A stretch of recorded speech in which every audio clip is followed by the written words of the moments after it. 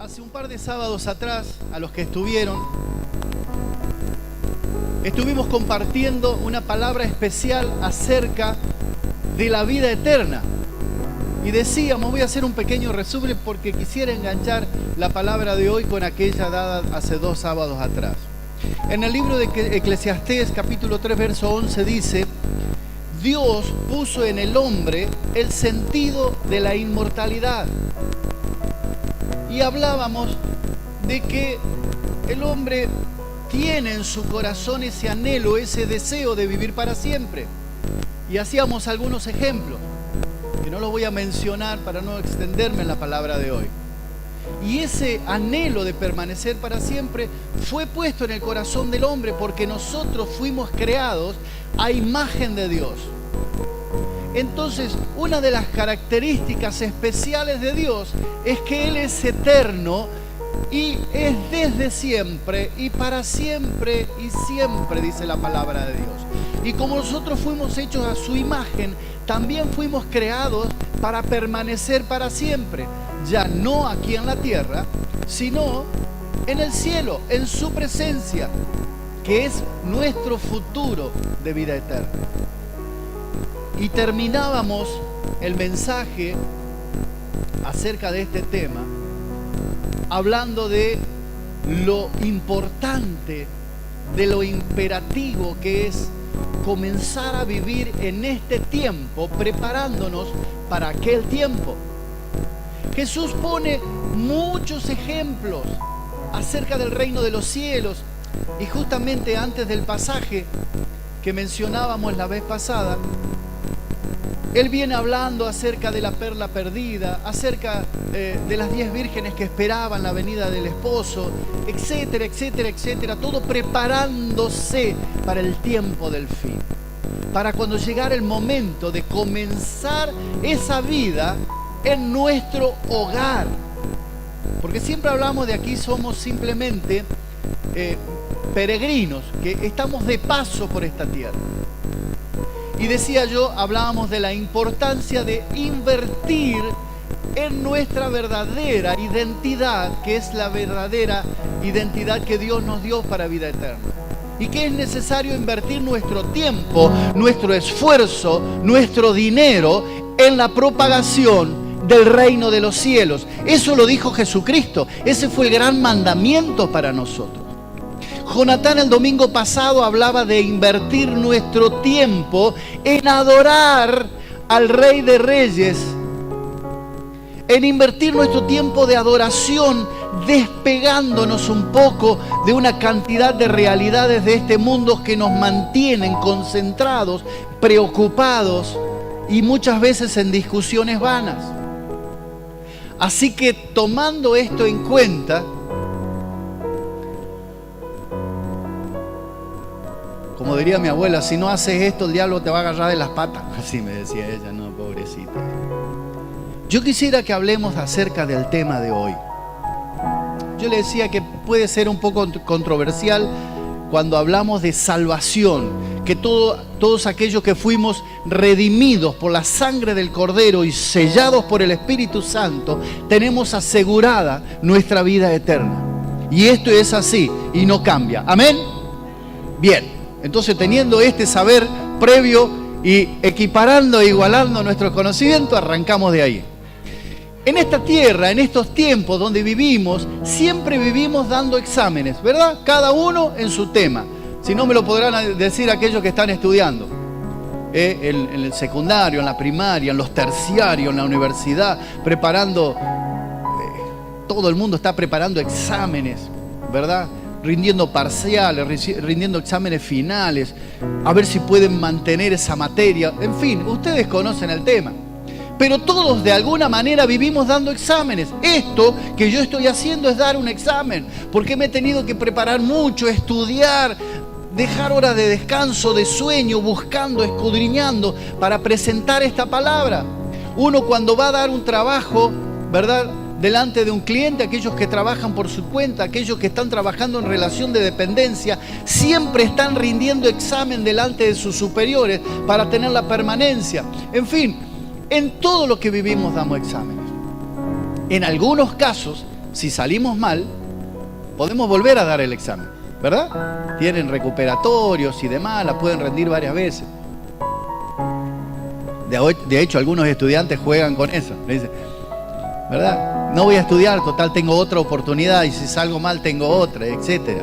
Pero yo quiero hablar desde un gran examen final al cual todos vamos a tener que presentarnos. Y en ese examen final tenemos una sola oportunidad. Mamma mía. No se asusten, que esto no es lo peor. Yo quiero que busquemos y vamos a leer este pasaje completo, Mateo capítulo 25, versos 31 al 46. Mire, no se escuchan muchos mensajes acerca de este tema, porque es mejor hablar de que cuando creemos en Jesucristo y cuando somos perdonados y que somos limpiados por la sangre del Cordero, tenemos asegurado y la herencia en gloria en Cristo Jesús, que vamos a vivir eternamente en la presencia del Padre. Y ya nos quedamos con ese mensaje. Nos quedamos con eso, nos parece bien. Entonces comenzamos a vivir una vida dominguera, no como la banda dominguera. ¿Se acuerda la canción? Tengo una banda dominguera, tengo un hermano dominguero que siempre viene. Vale. Vamos a comenzar a mirar con visión de reino, con visión de futuro, pero no en el futuro en esta tierra, donde dependemos de partidos políticos que ganen o pierdan, a ver cómo nos va. Vamos a empezar a mirar con la visión que Dios nos puso en nuestro corazón, la visión de eternidad. Jesucristo, después de venir hablando acerca de estos mensajes escatológicos, o sea, hablando acerca de lo que es el fin de los tiempos, en este pasaje de Mateo es un pasaje extraordinario, donde habla de su venida y donde habla de que Él se va a sentar a reinar y a juzgar. Jesús valora al hombre en términos de eternidad en este pasaje. Así que cuando lo tenemos listo, ya lo tienen arriba el que no tiene Biblia. Comenzamos.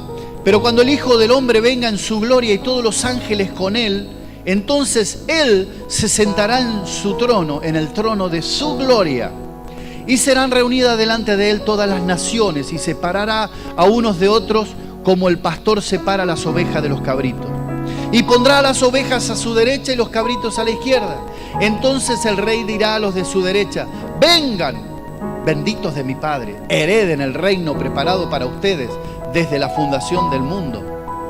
Porque tuve hambre y ustedes me dieron de comer, tuve sed y me dieron de beber, fui extranjero y me recibieron, estaba desnudo y me vistieron, enfermo y me visitaron en la cárcel y vinieron a mí. Entonces los justos le responderán diciendo: Señor, ¿cuándo te vimos hambriento, te dimos de comer, o sediento y te dimos de beber? ¿Y cuándo te vimos como extranjero y te recibimos, o desnudo y te vestimos? ¿Cuándo te vimos enfermo o en la cárcel y vinimos a ti? El rey le responderá: en verdad les digo que en cuanto lo hicieron a uno de estos hermanos míos, aún a los más pequeños, a mí me lo hicieron.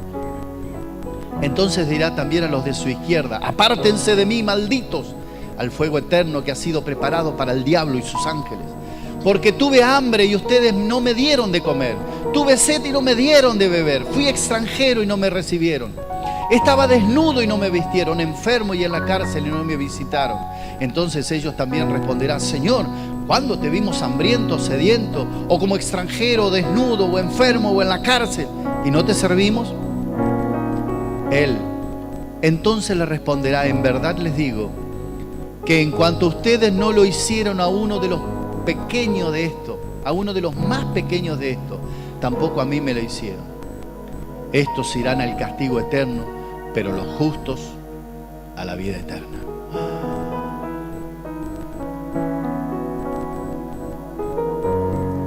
¡Qué palabra! Esa venida de Jesús no fue determinada por una cuestión de que Jesús venía viendo cómo se venía la mano. esa venida de Jesús ya estaba preparada desde antes de la fundación del mundo. Podemos leer en el Antiguo Testamento cómo hay una correlación del principio al fin hasta hoy. Cómo los profetas, cómo los salmos van anunciando esta venida del Rey de Reyes. Ya no el Jesucristo humilde que nació en un pesebre. Ya no ese Jesucristo que tenía un cuerpo humano, que tenía todos los dolores que un hombre puede tener, el cansancio, el hambre, la sed. Este Jesucristo vendrá en gloria. Dice que Él vendrá en toda su gloria, rodeado del séquito de ángeles poderosos. Y ya no vendrá a enseñar, ahora vendrá como Rey de Reyes, vendrá como juez a juzgar. Qué bueno es que nosotros podemos, o podríamos, o deberíamos, y hablo en potencial, tener la certeza de que nosotros el juicio de salvación ya lo pasamos. Ya no vamos a tener que dar cuenta de nuestros pecados, porque todos nuestros pecados que le hemos traído a los pies de Jesucristo ya han sido perdonados.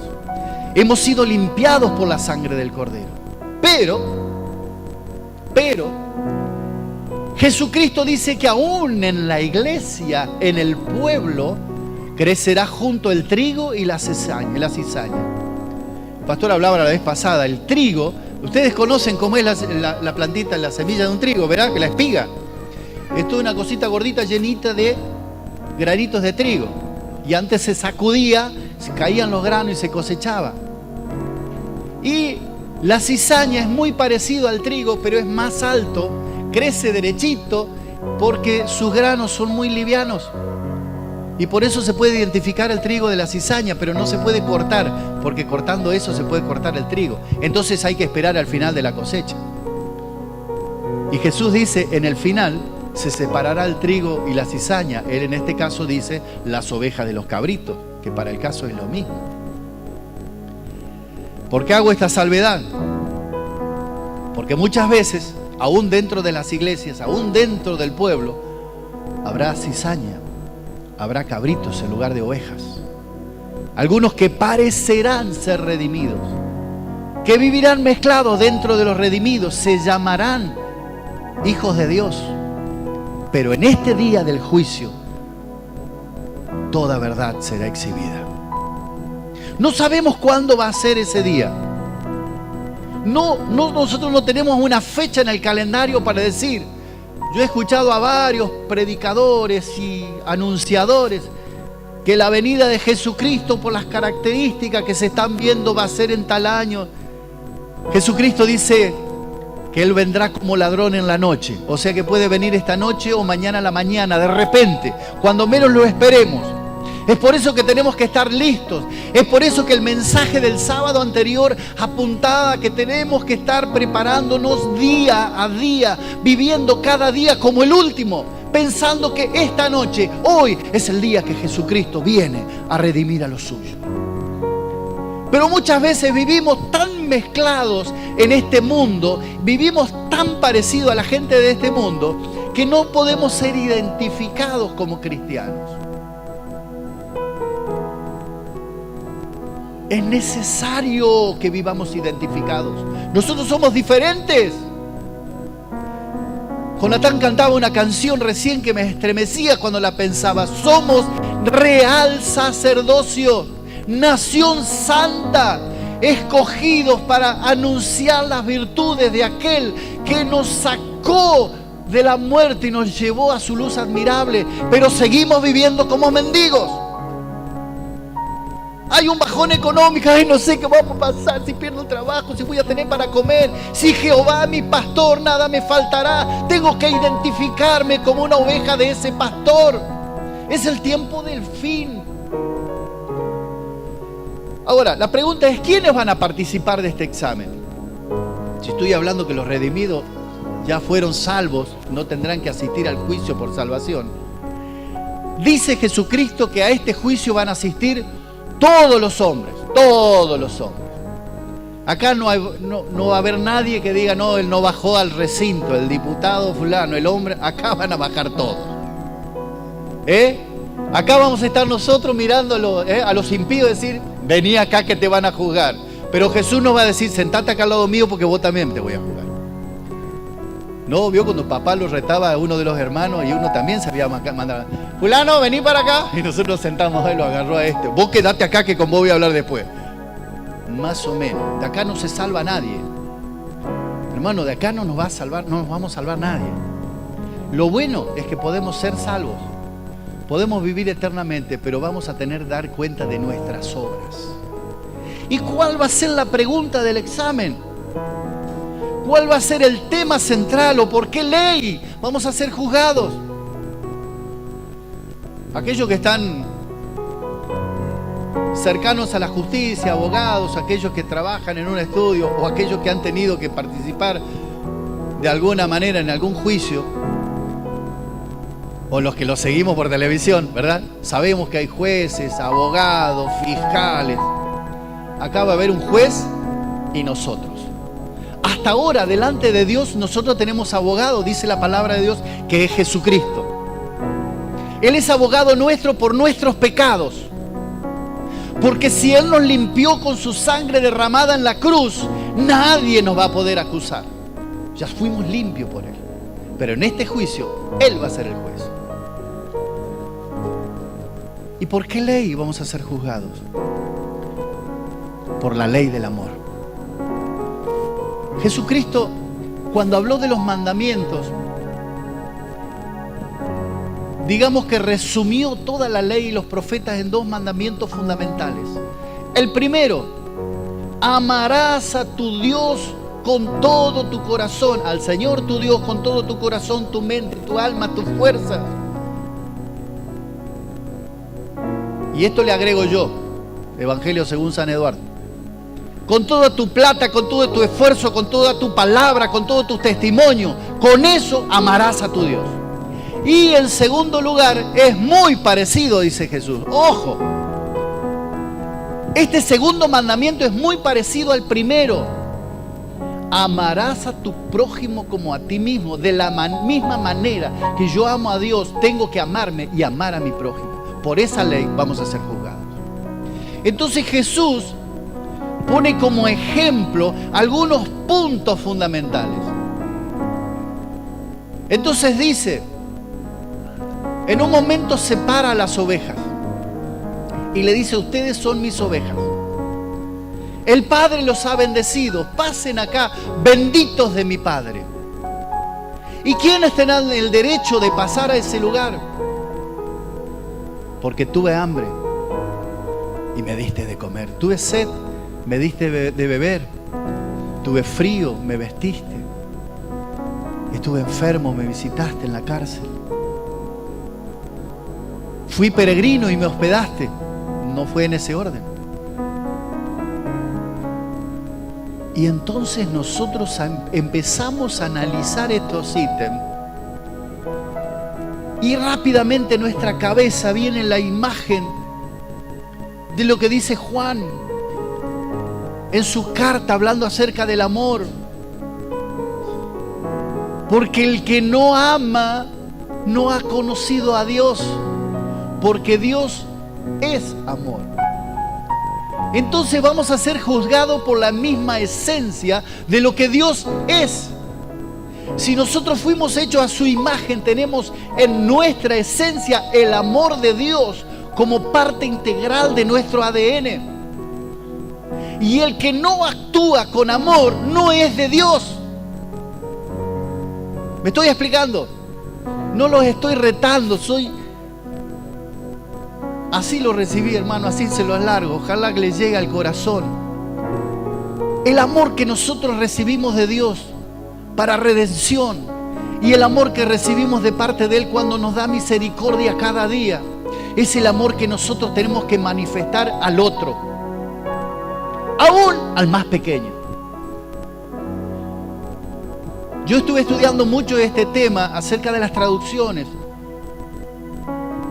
y de los diferentes enfoques. Y cuando habla de aún el más pequeño, habla de todas las personas, no solamente a los niños. Tener presente a aquellas personas que están en necesidad, en aflicción, en diferentes circunstancias, viviendo en desesperación. Aquellos que están predicando la palabra y que están siendo sostenidos por Dios a través de nosotros. Tenerlos en cuenta aún aquellas personas que están predicando la palabra y por predicar la palabra caen presos y son muertos. Tenerlos presentes en orar, si es posible visitarlos, si es posible hacerles llegar para que no les falte alimento, abrigo. Nosotros, en medida de nuestras posibilidades, empezando desde el más cercano hacia adelante, desde nuestros hijos, proveer a nuestra casa. Yo he conocido personas que eran muy generosas para afuera, eran conocidos por su generosidad, pero no eran generosos en su casa, con su esposa, con sus hijos. No son generosos en la iglesia. ¿Cuántas veces sentimos el hermano fulano estaba pasando una situación muy difícil económica porque se quedó sin trabajo? ¿Qué decimos nosotros como buenos cristianos? Ay, sí, es verdad, vamos a orar. Está bien que ore, hermano. Pero ¿sabe qué? Si usted se enteró es porque Dios puso la carga en su corazón. Y esa persona necesita que usted ore, sí, para que Dios abra la puerta de trabajo, es verdad. Pero también necesita comer para esperar el trabajo. Sus hijos necesitan ir a la escuela, necesita dinero para viajar en colectivo, necesita dinero para pagar sus cuentas. Está bueno que oremos y es cierto que Dios va a proveer. Pero cuando Dios nos toca el corazón a nosotros y si nos marca algo, no es solamente para que oremos, es para que pongamos en práctica esto. Tuve hambre, me diste de comer. Tuve sed, me diste de beber. Fui forastero y me hospedaste, me vestiste, me visitaste cuando estuve enfermo. Y ahí cambia el paradigma a veces del pensamiento que tenemos. Ya soy salvo, ya vivo la vida cristiana dentro de la iglesia. En las horas felices, se lo hago como un comentario, hacen falta maestros, hacen falta personas que acompañen, hacen falta ofrenda todos los fines de semana. ¿Saben por qué? No es para llevarle una golosina a los chicos, no es para llevarle una merienda que sí es necesaria en lugares donde están, es para llevar Espíritu Santo a las casas de esos chicos, es para llevar palabra de Dios, es para hablar del reino de los cielos. Y sabe que a una persona yo le puedo hablar de Dios si primero actúo con misericordia, porque le voy a llamar la atención. Si el Dios de él es el mismo que me da a mí en este momento algo de comer, algo de vestir, una golosina a mis hijos, yo quiero ese Dios de misericordia. ¿Cómo puedo hablar de misericordia si yo no soy misericordioso? ¿Me está entendiendo lo que quiero decirle? Le quiero decir que no hace falta que yo piense en las personas que están lejos. La iglesia es un centro de comunicación del reino de los cielos, pero no solamente de palabra, tiene que ser un centro de acción.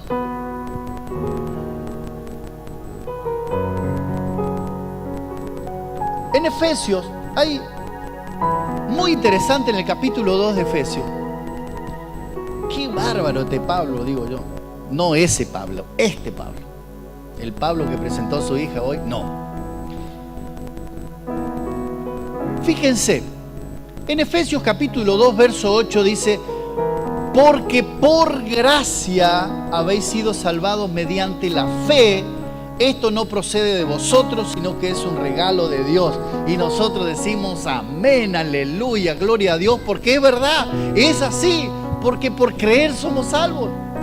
Pero en el verso 10, hay un ratito nomás, porque somos hechura de Dios, creados en Cristo Jesús como nuevas criaturas. ¿Para qué? Para buenas obras, las cuales dispuso de antemano Dios a fin de que las pongamos en práctica. Hermano, nosotros no fuimos salvados para decir soy salvo, levanto la mano. Fuimos salvados para las buenas obras que Dios preparó desde antes de la fundación del mundo. Dice la palabra que cuando estábamos en la pancita de la mamá, ya Dios tenía preparado todas las cosas buenas que tendríamos que hacer en su nombre. Ese es el famoso plan de Dios para la vida. ¿Ves? Cuando dice, Dios tiene un plan para tu vida. Yo antes entendía, Dios tiene un flan para tu vida. ¡Ay, qué bueno! ¿Será un flan casero? Dios tiene un plan para tu vida. ¿Cuál es el plan? Las buenas obras que preparó de antemano para que anduvieses en ella. No es un plan místico. Todo esto termina en vivir en presencia de Dios por la eternidad. Qué lindo, qué maravilla. Y a veces nosotros nos quedamos con la primera parte.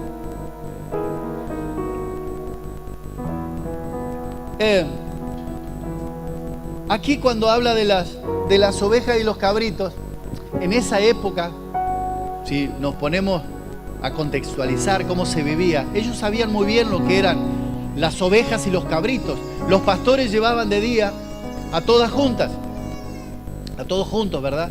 Y a la noche la oveja podía quedar afuera porque tenía lana y a veces hacía mucho frío a la noche, pero los cabritos tenían que ser guardados en un corral.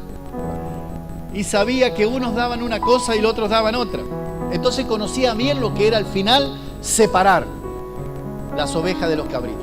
Entonces Jesús le dijo, bueno, cuando llegue el último día, el juez va a separar las ovejas de un lado y los cabritos del otro. Y los cabritos, que es la gente que no ha querido recibir esa salvación, que se ha rebelado contra la misericordia de Dios, contra el amor de Dios. Porque la palabra de Dios dice que Dios no quiere que nadie se pierda. Quiere que todos lleguen al arrepentimiento, quiere que todos sean salvos. Pero hay gente que se esfuerza en mantenerse alejado de Dios. Y se esfuerza en mantener alejado aún a los cristianos. Trata de infundirles dudas y una cantidad de cosas en la cabeza para apartados del Evangelio. Así que usted imagínese de dónde proviene esto.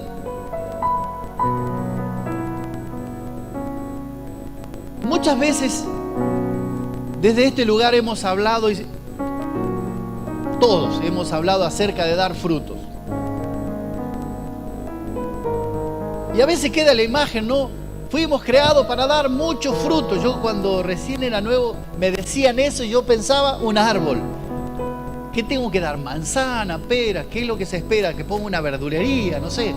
Hablaba de dar muchos frutos. ¿Qué son los frutos? ¿Cuántas veces me acuerdo de un mensaje entero que dio Jonatán? Hermoso. ¿Cómo hace la vid para dar frutos? ¿Se acuerdan que hasta trajo imágenes? ¿Se acuerdan? Digan que sí, pobre Jonatán. Sí, sí se acuerdan, Juan. Gracias. Tengo que hacer un poco de publicidad también. A veces nosotros creemos que los frutos que tenemos que dar son uvas, porque la Biblia dice uvas. Los frutos que tenemos que dar, en primer lugar, frutos dignos de arrepentimiento, o sea que nosotros nos arrepentimos y cambiamos de actitud. El apóstol Pablo digan, vivan de tal manera que los demás vean que han cambiado de actitud. ¿Cómo puedo yo vivir para que los demás vean que cambié de actitud? Todo lo malo que hacía no lo hago más y ahora comienzo a vivir de acuerdo a cómo Jesús nos enseñó. ¿Qué es lo que nos mandó Jesús a hacer? Vayan por el mundo, hagan discípulos y enséñenle las cosas que yo les he enseñado. Y hagan prodigios y hagan milagros, sanen enfermos, levanten muertos. ¿Se da cuenta? Jesucristo, el accionar, lea lo maravilloso del accionar de Jesucristo. Él tenía un corazón de misericordia hacia las personas que sufrían o estaban en necesidad. Eso es lo que nosotros tenemos que vivir. Y en ese día del juicio, el juez verá quién vivió de esa manera. Ese va a ser el tema central del juicio, cómo vivimos. Porque se puede conocer quién es un hijo de Dios. ¿Quién puede ser un redimido? El que vivió como Jesucristo. El que sobreabundó en otros la misericordia y el amor de Dios. Es la manera de demostrarlo, hermano. Yo puedo salir a la calle y predicar y hablar de la salvación y de Jesucristo, pero mi vida es una vida miserable contra los demás. Entonces no soy un verdadero redimido. Soy de palabrita nomás, de mentirita, como dicen los chicos.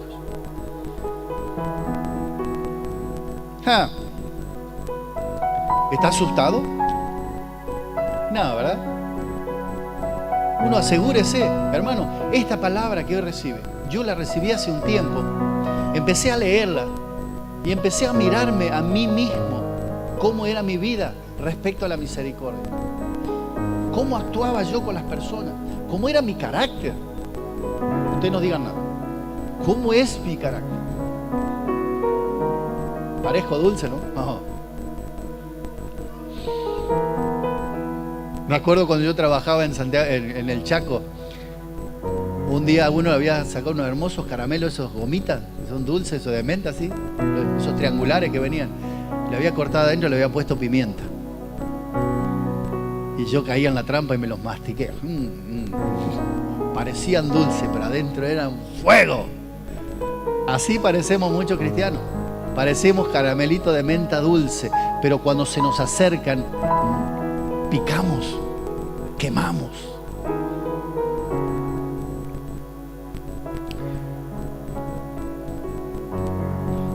En la palabra de Dios, me voy a poner más bueno, también habla de premios, que yo no voy a mencionar hoy, porque me gustaría dárselos completo un día, porque si no hoy me van a empezar a hacer así. Habla de coronas de gloria, habla de diferentes premios que vamos a recibir.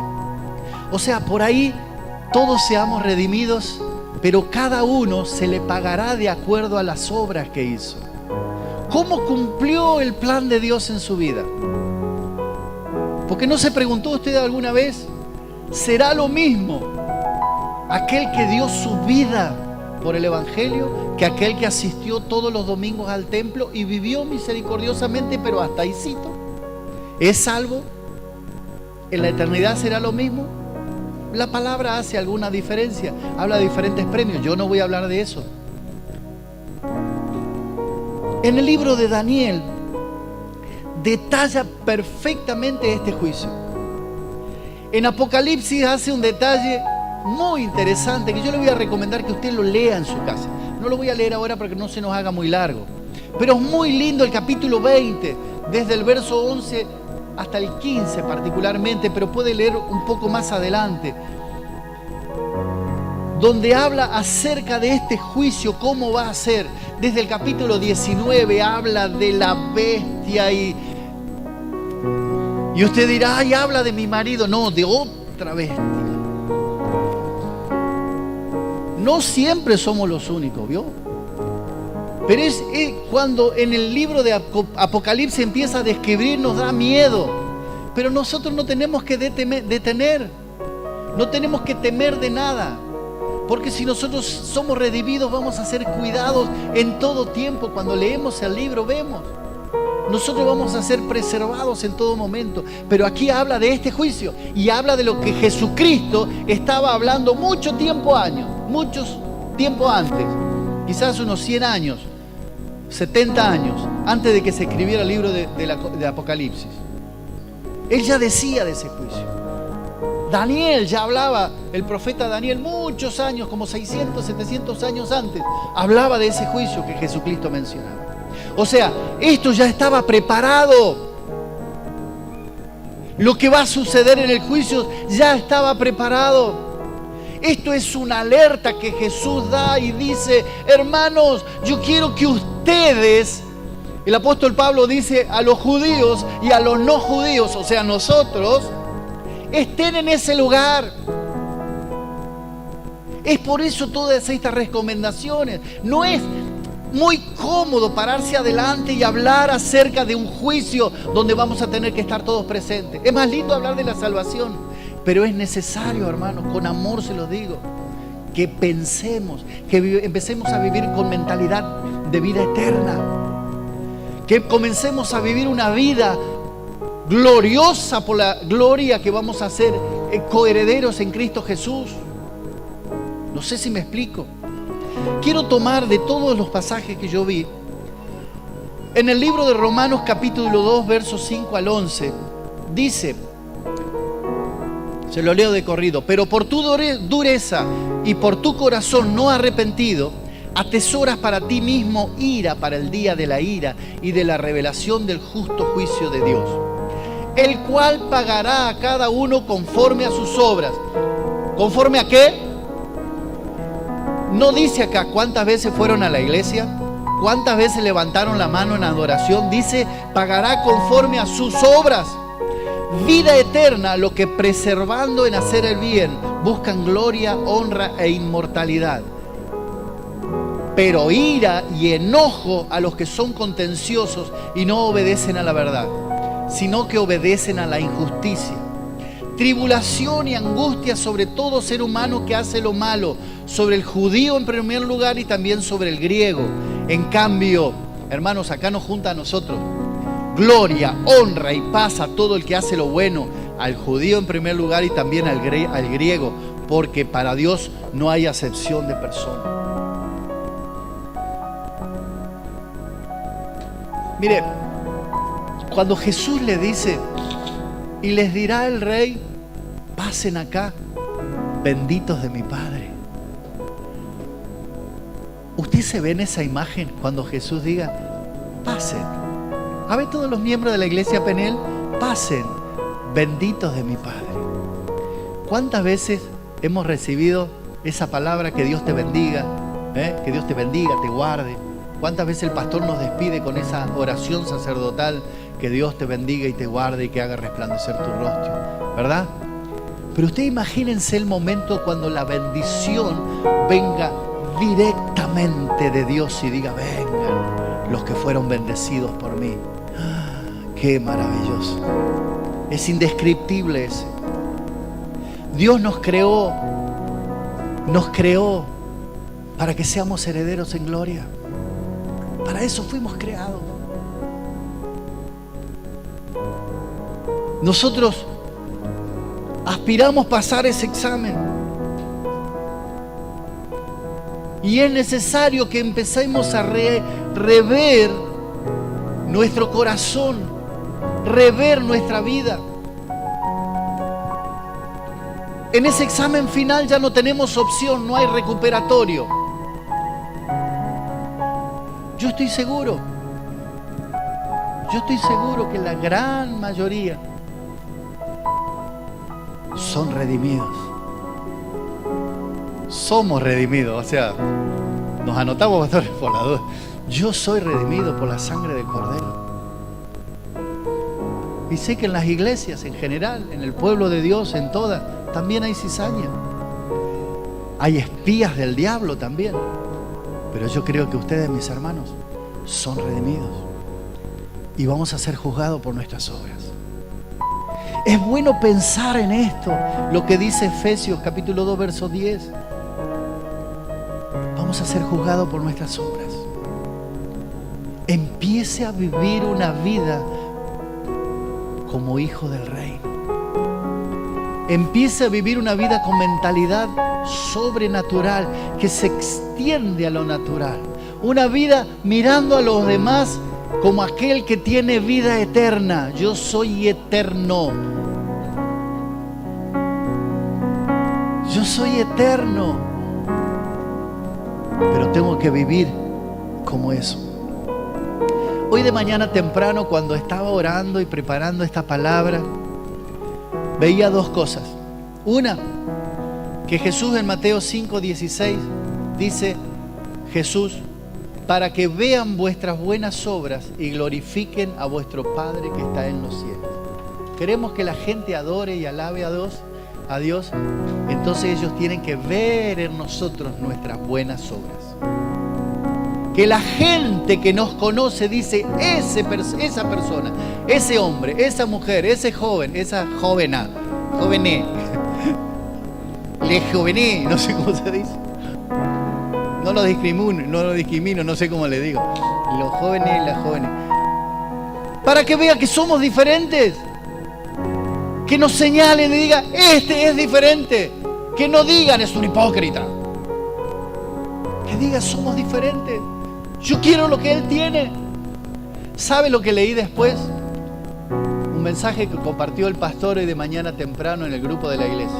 Ustedes seguramente lo habrán leído. ¡Qué hermoso! Se lo voy a leer para terminar. Isaías 58, 7 al 11.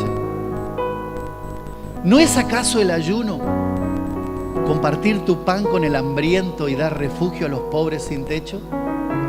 ¿Vestir al desnudo y no dejar de lado a tus semejantes? Si así procedes, tu luz despuntará como la aurora y al instante llegará tu sanidad. Tu justicia te abrirá el camino y la gloria del Señor te seguirá. Oh, qué lindo. Llamarás y el Señor responderá. Pedirás ayuda y Él dirá, aquí estoy. Si desechas el yugo de opresión, el dedo acusador y la lengua maliciosa, si te dedicas a ayudar a los hambrientos y a saciar la necesidad del desvalido, entonces brillará tu luz en las tinieblas y como el mediodía será tu noche. Ya le dije que se bloqueaba la gasolina. El Señor te guiará siempre, te saciará en tierras resecas y fortalecerá tus huesos. Serás como un jardín bien regado, como manantial cuyas aguas no se agotan. Qué palabra. Usted sabe que yo cuando leí eso se me caían las lágrimas. ¿Sabe qué?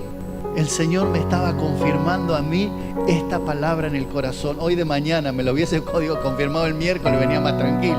No podía dormir. Pero el Señor me dijo, esto es lo que yo quiero. Este es el ayuno que yo quiero.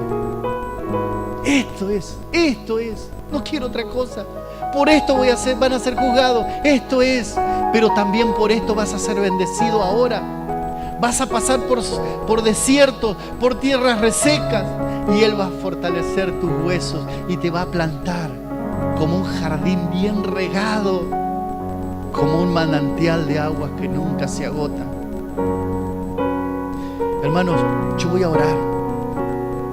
Mi anhelo más profundo es que esta palabra sencilla, traté de hacerla bien sencilla para que pueda entenderla en su corazón, para que usted pueda llevarla mañana en su cabeza y pensar. Empiece a pensar con mentalidad de reino, con mentalidad sobrenatural, de eternidad. Todos deberíamos tomar esta palabra para evaluarnos. ¿Cómo saldré del examen? ¿Qué estoy haciendo para ese tiempo final? Cuando me evalúen por mis obras, ¿qué tendrán para evaluar? ¿Qué tomará Jesús para evaluar? Sabemos que todo pecado que tenemos podemos traerlo en la presencia de Dios y en el nombre de Jesús. Con arrepentimiento Él nos limpia y ese pecado nadie más lo va a tomar en cuenta. ¿Se da cuenta? Nunca más nadie me va a hablar de ese pecado. Y en ese juicio, ese pecado que yo me arrepentí, nadie lo va a tomar en cuenta. Pero sí mis obras, sí tus obras, hermano. ¿Qué hiciste por el reino? ¿Qué hiciste para que Dios cumpliera el plan de amor que está en su mano para tu vida? ¿Qué hiciste para demostrar la misericordia de Dios a otros en este tiempo? ¿Invertiste tiempo? ¿Invertiste esfuerzo? ¿Derramaste lágrimas por el que sufre? ¿Invertiste dinero para que al otro no le falte? ¿Alguna vez te acercaste a algún hermano en necesidad y le ofrendaste de lo poco que tenías en tu casa para que él también tenga? Así lo hacían los primeros discípulos, los primeros cristianos. En el libro de Hechos, vea, dice que vendían sus propiedades, que tenían las herencias y traían el dinero para que a nadie le falte nada. Lo dejo en tu corazón como un tesoro para que lo atesores, lo analices, lo descubras y lo vivas. Cierre sus ojos, vamos a orar. Amado Dios, en esta noche te doy gracias porque me elegiste a mí a pesar de lo que soy para traer esta palabra a mis hermanos. Es tan hermoso saber, Señor, que podemos ser separados como las ovejas, que podés decirnos en ese último día: pasen, siéntense a mi derecha, lugar de privilegio, lugar de príncipe, lugar de autoridad, benditos de mi Padre. Qué privilegio, papá. Pero necesitamos, Señor, sacrificar nuestro yo para poder vivir esa vida de misericordia que vos tenés pensada para mí y para cada uno. Ahora entiendo, Señor, que el llevar mi cruz todos los días es ver cuando vos caías, venías la gente sufriendo alrededor. Que podamos ver, Señor, con ojos de misericordia a la gente que sufre hoy, a la gente que está necesitando hoy, porque a través de nuestro servicio verán tu gloria y queremos que ellos vean tu gloria. Amado Rey, amado Señor, bendito Señor, gloria a tu nombre, Señor.